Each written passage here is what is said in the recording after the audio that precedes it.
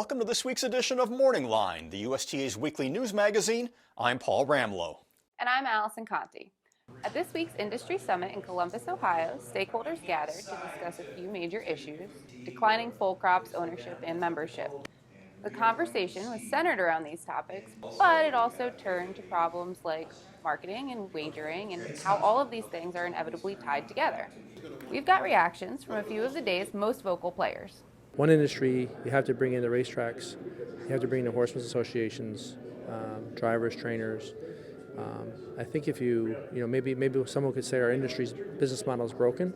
So maybe like today could be a start where we start to correct that. I'm a firm believer in the efficient markets, and if the opportunity a yearling, any given yearling, has to race for goes up, the yearling price is going to go up, and the breeder will create product for that. And so all the ideas about increased prices for maidens, maiden claimers, non-winners of two, etc., increases that. Do you think there's a correlation there between, this discussion on racehorses and yearlings and also, the racetracks and making the races more competitive and bringing the handle up as well? Absolutely. That makes the pie bigger, and we all have to work together. I understand that the racetracks need full fields and the betters. I'm a bettor myself, and we need to make that product better. But we need horses to do that, and that's really why this summit was created today. Integrity also came up as an issue as to why we're not seeing new owners. USTA director and trainer Mark Ford gave a passionate plea for more honest racing. If we don't do something about the absolute bunch of savages we have at these racetracks, we're all going to go down. People don't want to get in the business because of what's going on, and it's right there in front of us. We can all see it, but that is an issue that needs to be addressed and addressed now rather than later. I think there's a misconception about the honesty in the business, the integrity of the drivers and the trainers. I think that we need to celebrate honest trainers, celebrate the hard work that goes into creating successful stables. I just think nowadays, with the age group and the demographics of the people that attend the races, you're there for an experience. Everybody wants action. And when you're sitting there for 20 minutes to a half an hour in between races, and it gets a little boring after 4 or 5 hours. Trainer Virgil Morgan advocated for better public education and thought that would definitely help people get more involved in racehorse ownership.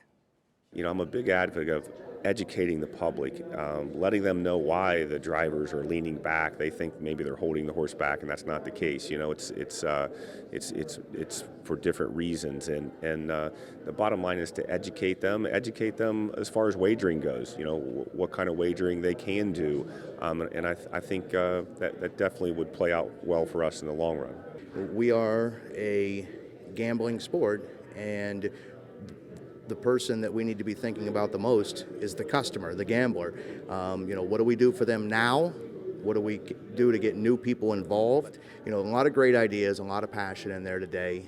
But I think that, obviously we need to get somewhere now where, these are got to be executable and something that we can do. And how do we get that done? I mean, that's the question, right? And my theory is that I think that the USTA should be the one that they have the ball, and they continue to hold the ball, and they're the ones that are going to have to move this thing forward. A lot of great ideas, but we got to be able to execute them. Without execution, we just keep going the same way.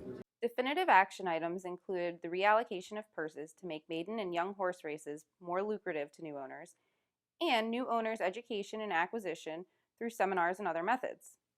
Other options to be explored that came from the summit include the idea of having a centralized marketing budget that's funded through purse money, eliminating elimination races for 3-year-olds, and Myron Bell's Grand Slams of trotting and pacing. So I want to incorporate the Yonkers Trot, the Hamiltonian, and the Colonial, which is why Canadian Trotting Classic, Kentucky Futurity, and New York Beetle, if everybody's interested. And all these races are at least for $500,000 now. My idea is to get them up to $1 million. And on the pacing end, we're talking about the Messenger and Hardroom you may be combining, the North American Cup, the Maxent, the Meadowlands Pace, the Adios Battle of Brandywine, Cane Pace, Little Round Jug, and we will talk. And then in Lexington, we're going to have a special race for pacers. Chairman Ivan Axelrod felt that though we have a long ways to go, Monday's meeting was a step in the right direction. And we're going to need some people outside of the USTA to work with us to make some of the things happen, I don't want to say on a rapid pace, because it's a process. And first was identifying what we need to do as a priority, and I think we've got 4 or 5 key areas that we want to attack, and we want to do it right. And so this is that first step to get us going in the right direction. And last week, we asked you to sound off on social and tell us what you think the biggest industry issues are and what you'd like to see done about them. Here's some of what you had to say. The sport needs to be marketed toward everyday people being involved from all aspects, from ownership to driving and training. Unlike the flats, the standardbred can be driven by anyone of any size, sex, age, etc. Come on, USTA, make the Hambletonian as big as an event as the Triple Crown. Less time between races, cut costs to allow lower barriers to enter the industry, do more for smaller horse farms. We need a national organization, uniform drug rules, be more supportive of smaller outfits, and be a lot more supportive of pleasure standardbred people as they love the breed. This is an incredible breed we have, very versatile, athletic, and without the massive soundness issues that the thoroughbreds have. We have failed our breed. Which leads us to our tweet of the week. Coming from Tara Spack in the midst of a passionate Twitter conversation about the summit, she reminds us why we're all here. If you can't stop thinking about it, don't stop working for it. Though we know we have many issues to address as an industry, it's important to remember sometimes that we're all here for love of the game. The amazing story of JL Cruze continued this past weekend as the Eric L. trainee held off a fast-closing Shake It Carry to win by a nose in the $250,000 Graduate Series final for 4-year-old trotters at the Meadowlands in a world record time of 1:49.4 for a mile track. It was also the fastest trotting mile in the history of the Meadowlands. JL Cruze, a gelding by Crazed out of the Conway Hall mare Top Cat Hall, is trained by L for owners Ken Wood, Bill Dittmar, and Stephen Iaquinta. Needless to say, the connections were thrilled at JL Cruze's Monster Mile.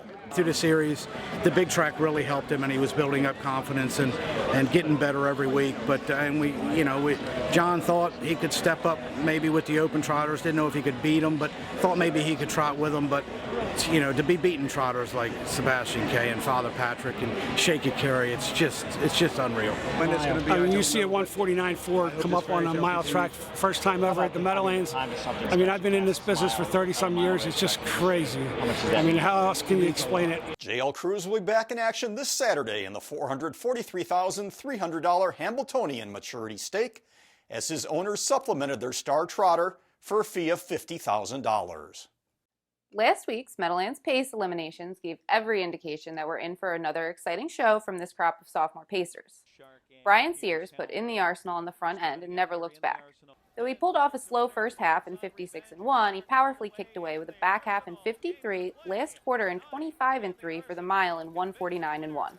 And rolling out of there, so put him in a spot. He can do it a lot of different ways, but I know which ways he likes it best. He raced extremely well.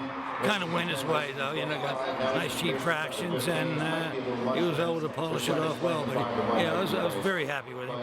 Not to be outdone, Jiggleit employed different tactics to the same end. Taking back off the gate, he surged home in 25-2 to win the second elimination in 1:48.4. We primarily train him that way. When he trains, more so, he races on the front, and most time we train him strictly off the back. What did you think of the performance? He's been exceptional every time I've seen him race, man. Ain't no race that any better than tonight. I mean, around the last turn, I really thought he was really going to be in a tough spot.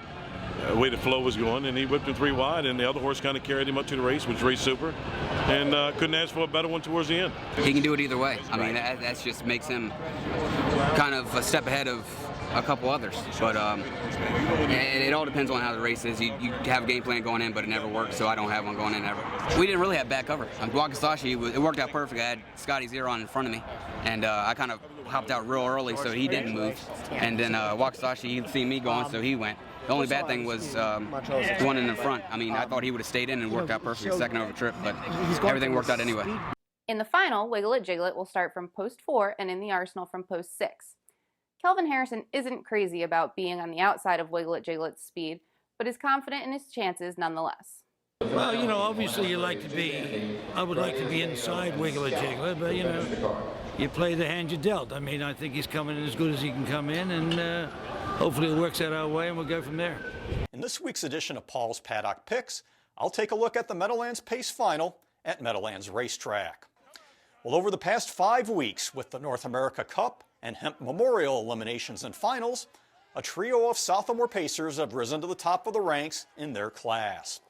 These three, Jiggleit, Wakizashi Hanover, and In the Arsenal, will trade blows once again in the Meadowlands Pace.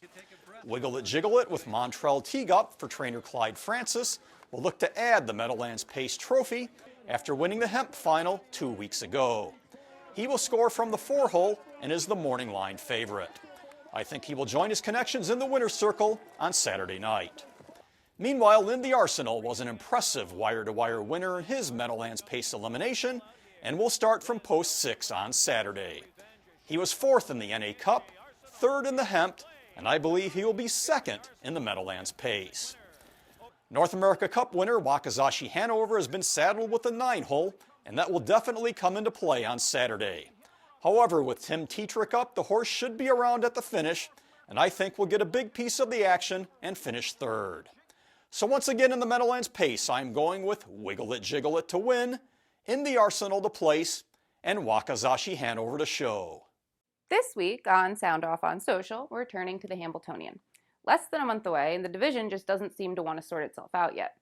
Pinkman just won the Beal, but Canepa Hanover hasn't appeared since his break on North America Cup night.